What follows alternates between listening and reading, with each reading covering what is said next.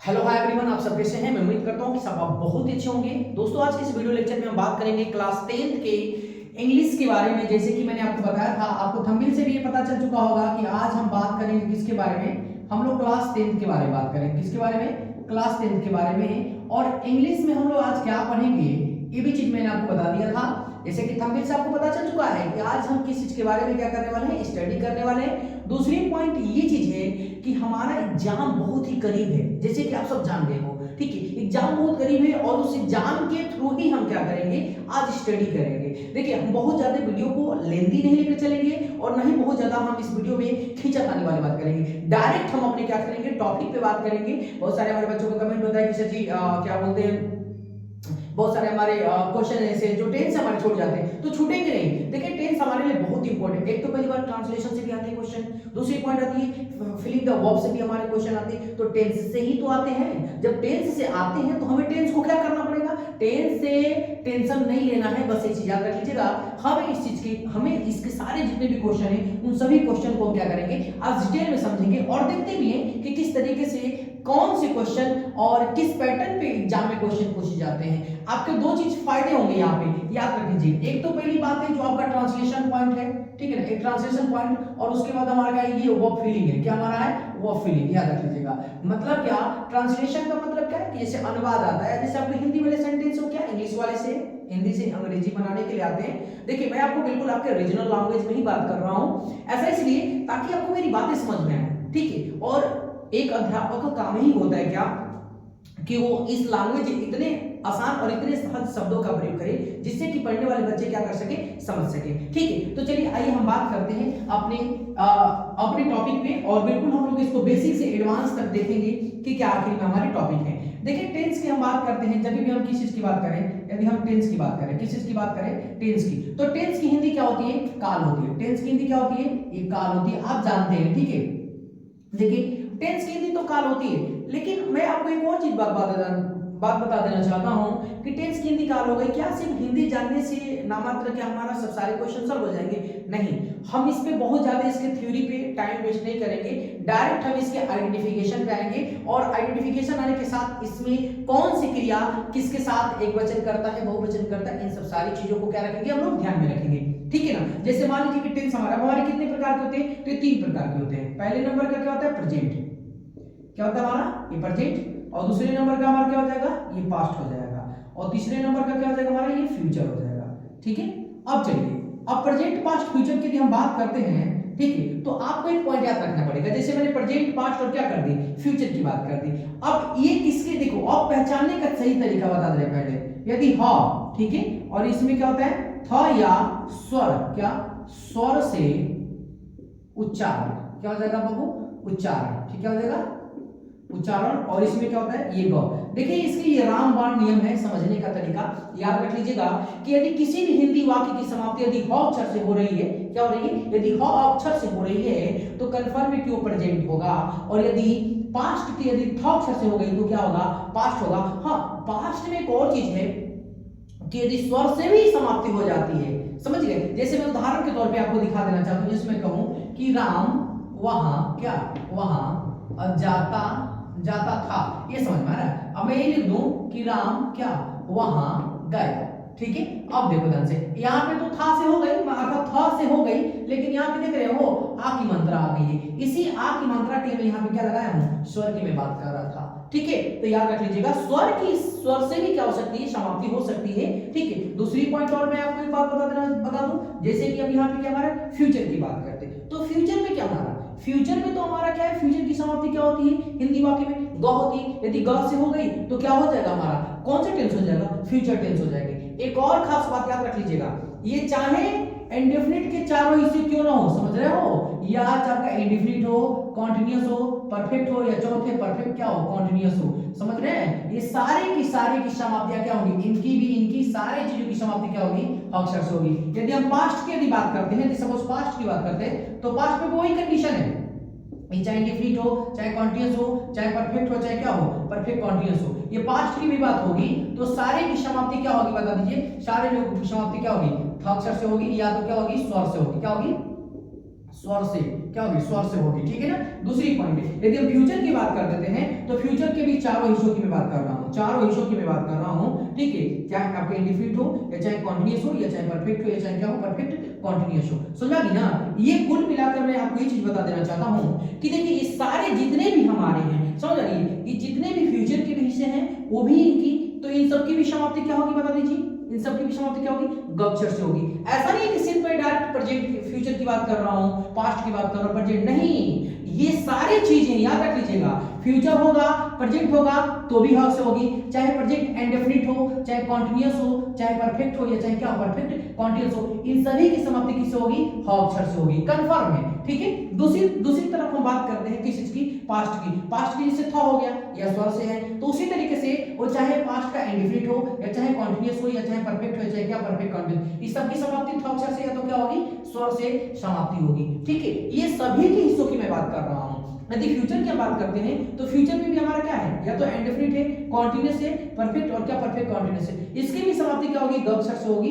तो ये बिल्कुल फिक्स है, एक चीज याद रख लीजिए, बिल्कुल फिक्स है कि कौन से टेंस की समाप्ति किस तरीके से होगी, ठीक है। तो देखो मैंने आपको बहुत शॉर्ट वे में मैंने आपको ये चीज बता दिया कि किस टेंस की समाप्ति किससे होती है और ये इनके जितने भी प्रकार होते हैं उन लोगों की पहचान क्या है, तो याद रख लीजिएगा। अर्थात मेरा कहने का मतलब ये चीज है कि आप आंख बंद करके यदि हक से सेंटेंस आपके सामने कोई भी बोल रहा है, ठीक है, यदि हक से समाप्ति हो गई तो आप आंख बंद करके ये कह सकते हो कि सर जो सेंटेंस जो हमारे टेंस हैं, ठीक है ना, वो हमारे कौन से हैं, यदि हक से हो गई तो प्रेजेंट है। अब प्रेजेंट में इंडेफिनिट है कि कॉन्टिन्यूअस है कि परफेक्ट है वो हम बाद में पता लगाएंगे, लेकिन पहले हम यह पता जरूर लगा लें कि जो हम जिस टेंस की बात कर रहे हैं वो प्रेजेंट टेंस था, और प्रेजेंट में इंडेफिनिट है कि कॉन्टिन्यूअस की परफेक्ट है, इसकी अलग तरीके से हम इसको पहचानने का तरीका सिखाएंगे। लेकिन एक बार में तो इतना हम जरूर कह सकते हैं कि हक से है तो प्रेजेंट है, यदि था अक्षर से है तो पास्ट है, और ग अक्षर से तो क्या है, फ्यूचर है, ठीक है। इसमें यदि कोई दिक्कत है तो आप बता सकते हैं, ठीक है। चलिए इसका पहले आप क्या करें, मैं साइड में हट जा रहा हूं, आप पहले इसका स्क्रीनशॉट ले लें, ठीक है। चलिए हो गया बात। चलिए अब हम अपने, जैसे कि आपको मैंने सारे इसको पहचानने का तरीका बता दिया था और मैंने आपको बोला भी कि आप स्क्रीनशॉट आप ले लिए, आप ले भी लिए होंगे। अब हम पहले अपने टेंस की बात करेंगे, कौन से टेंस की बात करेंगे, तो हम लोग बात करते हैं प्रेजेंट की। किसकी बात करेंगे, प्रेजेंट, ये प्रेजेंट। अब प्रेजेंट में हम लोग बात करेंगे किस चीज की, इंडेफिनिट की। किसकी बात करेंगे हम लोग, इंडेफिनिट की, ठीक है। प्रेजेंट इंडेफिनिट की बात करेंगे, किसकी बात करेंगे हम लोग, प्रेजेंट इंडेफिनिट टेंस की। किसकी बात करेंगे भाई, ठीक है, अब प्रेजेंट इंडेफिनिट टेंस की। अब इसमें दो चीजों को हम ध्यान देंगे। पहली बात है इसकी पहचान को देंगे, किस चीज को, पहचान। पहचान में क्या होती है, जैसे क्या है हमारा, ये ता है, ठीक है, उसके बाद क्या हो जाएगा, ये ती है, और उसके बाद क्या हो जाएगा हमारे, ये ते है, ठीक है। अब देखो ये हमारा बेसिक पहचान होती है, जैसे यहाँ पे बेसिक पहचान कहने का तात्पर्य क्या है, किस तरीके से ये चीज आप जानते भी हैं और नहीं जानते तो मैं बिल्कुल आपको बताने के लिए यहाँ पे हूँ, ठीक है, कि अब ये हमारा इसकी रिक्वायरमेंट होती है पहचानने की, आइडेंटिफाई करने की। लेकिन एक बात इसमें कॉमन है, देख लीजिए, ह अक्षर यहाँ पे भी, ह अक्षर यहाँ पे भी, ह अक्षर क्या यहाँ पे भी। मैं आपको बोला हूँ ना कि जितने भी हमारे सेंटेंस टेंस हमारे बनाए जाएंगे इंडेफिनिट से होंगे, सॉरी अर्थात प्रेजेंट से होंगे, तो कन्फर्म है कि उनकी समाप्ति ह अक्षर से होगी, ठीक है ना। ये तो हमारी क्या होगी, ये तो पहचान होगी, ठीक है। अब हम यहाँ पे पहचान की तो बात कर लिए, अब यहाँ पे हमने जो जिस चीज के बारे में हम लोग अध्ययन करेंगे तो एक पॉइंट याद रख लीजिएगा, इसके बारे में हम कई प्रकार के सेंटेंस पढ़ते हैं, ठीक है, जैसे कि पॉजिटिव हमारा है, उसके बाद हम क्या पढ़ेंगे, निगेटिव पढ़ेंगे, ठीक है, और उसके बाद हम क्या पढ़ेंगे, इंट्रोगेटिव पढ़ेंगे। किस क्या पढ़ेंगे, इंट्रोगेटिव, ओके। अब तीसरे नंबर पे हम क्या पढ़ेंगे, अब देखिए इंट्रोगेटिव में भी हमारे कई प्रकार के होते हैं, लेकिन मैं आपको यहाँ पे बता दूंगा, घबराने की जरूरत नहीं है। यहाँ पे क्या हो जाएगा हमारा, ये इंट्रोगेटिव क्या हो जाएगा हमारा, इंट्रोगेटिव एंड क्या हो जाएगा हमारा, निगेटिव हो जाएगा, क्या हो जाएगा, ये निगेटिव हो जाएगा, ठीक है। अब यहाँ पे जैसे मैंने आपको बता दिया कि जैसे अब इंट्रोगेटिव निगेटिव हमारे हो जाएंगे। अब इन सब में हम इसके शेप क्या होते हैं, किसके साथ कैसा क्या चीज लगता है, इन सारी चीजों को हम लोग जिक्र करेंगे, ठीक है। तो चलिए अब हम यहाँ पे देख लेते हैं, शेप देख लेते हैं। सब्जेक्ट हो जाएगा, उसके बाद हमारा यस होता है, यस होता है, और उसका ये फर्स्ट फॉर्म और इधर बाय ऑब्जेक्ट हो जाएगा, ठीक है। अब यहाँ पे निगेटिव का शेप क्या होता है हमारा, सब्जेक्ट, उसके बाद क्या हो जाएगा, डू या क्या, इधर डज हो जाएगा, और इधर नॉट, और नॉट के बाद हमारा कौन सा फॉर्म, ये फर्स्ट फॉर्म होते हैं, ठीक है, फर्स्ट फॉर्म होते हैं,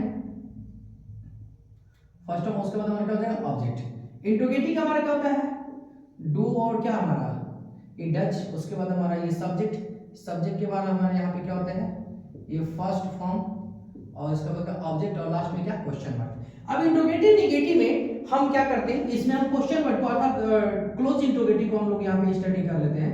क्वेश्चन वर्ड, उसके बाद क्या हो जाएगा डू या क्या, ये डच, और डच के बाद हमारा सब्जेक्ट, सब्जेक्ट के बाद क्या हो जाएगा नॉट, और नॉट के बाद हमारा क्या हो जाएगा ये फर्स्ट फॉर्म, और फर्स्ट फॉर्म के बाद हमारा क्या हो जाएगा ऑब्जेक्ट, और लास्ट में क्वेश्चन मार्क। देखो ध्यान से, ये चीज तो मैंने सेफ लिख दिया, ठीक है। अब सेफ तो हमारे हैं, लेकिन इसमें एग्जांपल कैसे बनेंगे इस चीज को देखते हैं। अब एग्जांपल हम लोग यहाँ पे देख लेंगे, ठीक है। यहाँ पे क्या करेंगे, एग्जांपल हम लोग मेंशन कर लेते हैं। जैसे मैं यहाँ पे कह दूं राम, क्या राम, मैं लिख दूं यहाँ पे राम वहां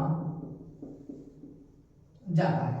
अब राम वहां जाता है, ठीक है। तो राम वहां जाता है कि अभी संक्षेप से रखेंगे कि हमको अपने मन से कुछ भी नहीं करना, लेकिन हम यहाँ पे सेप से चलेंगे। तो यहाँ पे सब्जेक्ट हमारा क्या है राम हो जाएगा, सब्जेक्ट हमारा यहाँ पे क्या बता दीजिए राम हो जाएगा, ठीक है ना, यहाँ पे हमारा राम हो जाएगा।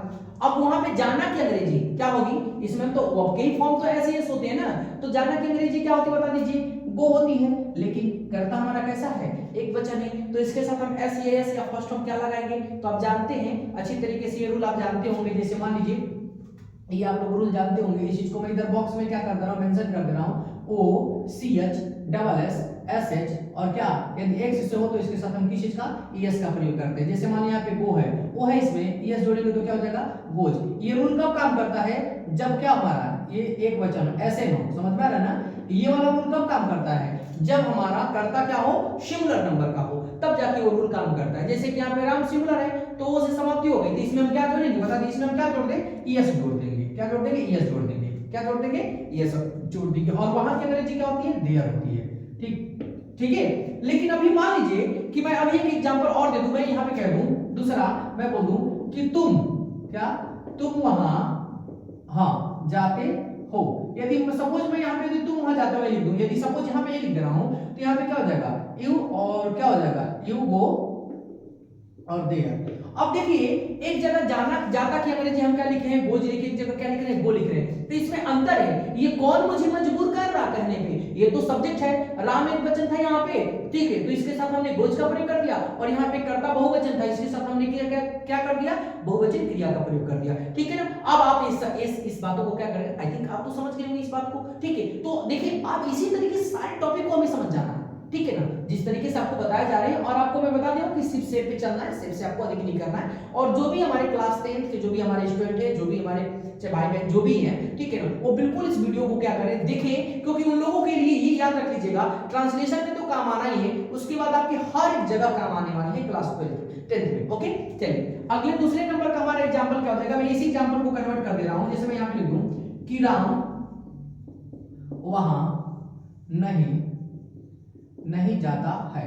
अब देख लीजिए राम वहां नहीं जाता है, तो इसकी इंग्लिश क्या हो जाएगी भाई, अब यहाँ पे हम क्या राम अपने मन से नहीं कर रहा हूं, सेफ रखेंगे, सेफ सब्जेक्ट हमारा राम हो गया, डू या डच कोई एक ही लगेगा, तो इसके साथ क्या लगेगा डच लगेगा, क्योंकि राम एक वचन है। और उसके बाद क्या रखेंगे नॉट है, चलिए इसमें नहीं शब्द की तरह हम क्या कर दिए हमने नॉट रख दिया, ठीक है। उसके बाद यहाँ फर्स्ट फॉर्म के रूप में क्या है, यहाँ पे अर्थात क्रिया के रूप में क्या है तो वो है, और वहां ऑब्जेक्ट के रूप में अदर वर्ड के रूप में क्या है देयर है, ठीक है, कोई दिक्कत इसमें। तो Ram does not go there, ये आपने क्या कर लिया इस एग्जांपल को देख लिया। दूसरे नंबर का हमारा क्या है, ये हमारा क्वेश्चन है, इसी चीज को मैं कन्वर्ट कर दे रहा हूं। इसी चीज में क्या हो जाएगा, जैसे मान लीजिए क्या राम वहां जाता है।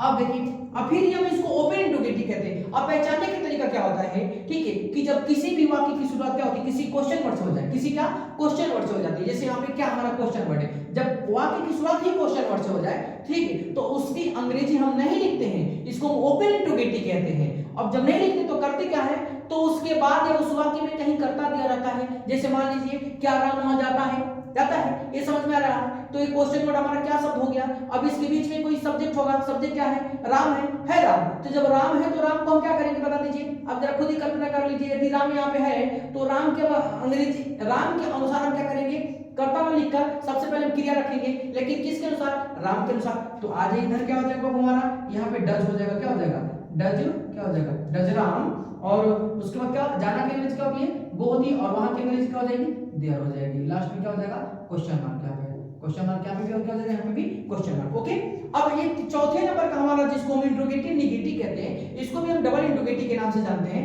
ठीक है। मैं वहां पे उदाहरण लिख दे रहा हूं, जैसे मान लो यहाँ पे मैं यही वाला सेंटेंस भी लिखूंगा, ऐसी बात नहीं है, ठीक है ना। राम क्यों नहीं वहां जाता है, ठीक है। क्या करते हैं, राम वहां क्यों नहीं जाता है, ठीक है। हाँ, अब देखिए राम वहां क्यों नहीं जाता है। अब इस सेंटेंस को जैसे मैंने लिखा कि राम क्यों नहीं वहां जाता है, ठीक है। तो राम क्यों नहीं वहां जाता है, तो इसकी हम इंग्लिश क्या कर लेंगे। अब सबसे पहले रूल समझ लीजिए, जब बीच में कोई क्वेश्चन वर्ड होता है तो उस क्वेश्चन वर्ड की अंग्रेजी क्या करते हैं, हम लोग लिखते हैं। जैसे कि सेट में भी है क्वेश्चन वर्ड हमारा, सबसे पहले क्वेश्चन में इसमें क्या हमारा व्हाई है, तो क्यों की अंग्रेजी क्या होगी हमारी, यहाँ पे व्हाई हो गई। अब डू या डज किसके अनुसार, कर्ता के अनुसार। इसमें कर्ता कौन है, राम है, तो राम के साथ क्या लगेगा, डज लगेगा। ये भी आप बात जानते हैं बाबू, क्या हो जाएगा हमारा, ये डज हो जाएगा। उसके बाद सब्जेक्ट हमारा क्या है, राम है, तो राम कैपिटल में रहेगा, आर कैपिटल में रहेगा, ठीक है ना, क्योंकि प्रॉपर नाउन का क्या होता है, रूल है। नहीं शब्द है तो नॉट इसमें दिया है, ठीक है ना, ये तो नॉट है तो नहीं, यदि नहीं शब्द दिया होगा तो नहीं लिखेंगे, ठीक है। और फर्स्ट फॉर्म के रूप में क्या हमारा ये वो हो जाएगा, और ऑब्जेक्ट के रूप में अर्थात अदर वर्ड के रूप में क्या हमारा ये दिया है, ठीक है। अब देख लीजिए ध्यान से, अब यहाँ पे इसी सेंटेंस को, जो चीज आपको बहुत भारी भरकम लग रहा था, कितने आसान तरीके से इस स्टेप के माध्यम से हमने क्या कर लिया, इसका अध्ययन कर लिया। अब एक पॉइंट याद रख लीजिएगा, सबसे पहले मैं आपको एक और बात बता देना चाहता हूं इस टॉपिक के बारे में, इसकी पहचान, ठीक है ना, क्या इसकी पहचान के साथ साथ, ठीक है ना, इसकी पहचान के क्या साथ साथ इसके वर्ब का भी ध्यान रखना है। जैसे कि आपके पेपर में आपको क्या पूछेगा, याद रख लीजिएगा, ये हमारा वर्ब है, इस चीज को याद रखना है। ये हमारा हाँ देखिए यहाँ तक हमारा क्या ये वाली पॉइंट है, डू या डज हो, यदि नॉट लगा हो तो उसके साथ फर्स्ट फॉर्म ही लगेगा। यहाँ पे डू और डज लगा हो, ठीक है, यदि पहले लिखा हो ओपन टू गेटी तो इसके साथ फर्स्ट फॉर्म का प्रयोग करेंगे, इनका दोनों का कॉम्बिनेशन है। यहाँ पे देखिए ध्यान से, ये भी हमारा क्या हमारा डू या डज है, तो यहाँ पे नॉट के साथ क्या फर्स्ट फॉर्म ही लगेगा। देखो ये जितने मैंने यहाँ पे प्लस कर रहा है, जिनको मैं इंडिकेट किया हूँ ब्लैक मार्कर से, अर्थात मैंने इंडिकेट किया है, इन सब चीजों को आप बिल्कुल बेसिकली क्या करिए, ध्यान रखिए, क्योंकि आपको ये ट्रांसलेशन में भी काम आएंगे और आपके फिलिंग द वर्ब से भी क्या करते हैं, इससे क्वेश्चन हमारे पूछे जाते हैं। ओके चलिए ठीक है, फिर इसको आप एक बार रिपीट कर लेंगे, देख लेंगे ध्यान से। और मैं साइड हट जा रहा हूं, जैसे कि मैंने आपको बताया भी था कि मैं आपको बार बार बोलता हूं कि स्क्रीनशॉट ले लिया करिए, ठीक है ना, और स्क्रीनशॉट से आप लेकर अब इसे एक बार भी अध्ययन किया करिए, जरूर ही देखिए। ओके।